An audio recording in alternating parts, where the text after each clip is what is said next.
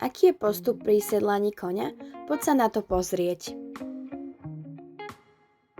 Toto sedlanie, ktoré uvidíte na videu, je pre anglické jazdenie, takže najprv si dávam podsedlovku, tak aby vlastne tá jej predná časť bola na kohútiku koňa.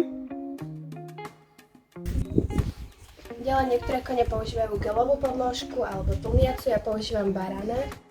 Barana si umiestnime tak, aby bol jednotný a položený tam, kde je podsedlovka. Ďalej si dáme sedlo, ja používam samozrejme anglické, dopasujeme ho k podsedlovke aj k baranovi, musím to tak ako keby zapadnúť a ono nemá to byť úplne na vrchu kohútika, ale zase ani nie veľmi vzadu, takže a ešte to potom podbrušník dáme pod toto a zapneme, z druhej strany to už mám zapnuté. Potom to budeme aj postupne doťahovať, ale nie naraz. A ešte tento lepák môžete a nemusíte zapnúť takto.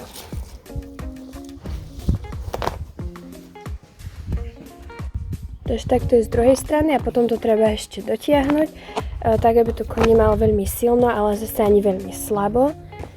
A postupne to treba doťahovať. Potom ešte dáme dole strmene a nastavíme si správnu dĺžku podľa toho, aký sme vysokí.